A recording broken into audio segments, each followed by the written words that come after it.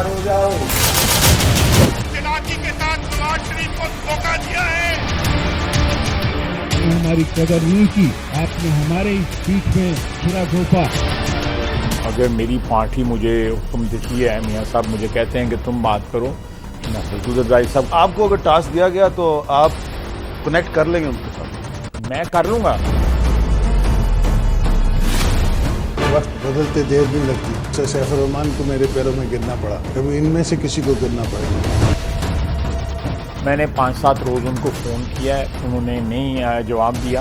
अल्लाह खुश रखे उनको। मैं अपनी जो हवाले से कह सकता हूँ कि चांसेस नहीं। कागजी शेर पे जो दोबारा से लंदन में बैठ गया है बिल्ला बन के, लिखे पड़े पंजाब का जाली लीडर। बड़ा माल बना लिया है, आप जाके उसको एंजॉय करें, हमें पता है कहाँ माल जा रहा है। नून लीग का मिशन फेल, ख्वाजा आसिफ ने हार मान ली, हाथ खड़े कर दिए। मफाहिमत के शहंशाह आसिफ अली जरदारी से राब्ते में नाकामी का एतराफ कर लिया।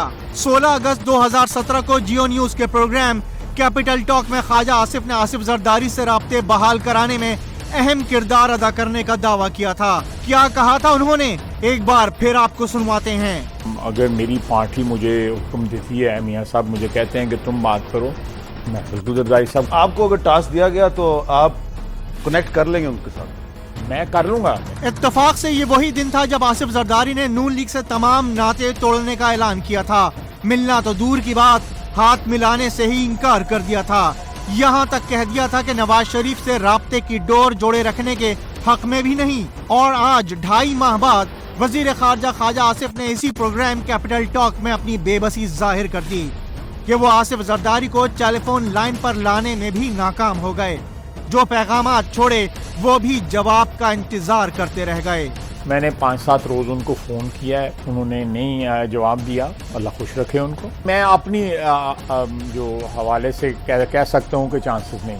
मुस्लिम लीग नून और पाकिस्तान पीपल्स पार्टी के दरमियान इख्तलाफात की खिचड़ी नई नहीं थी।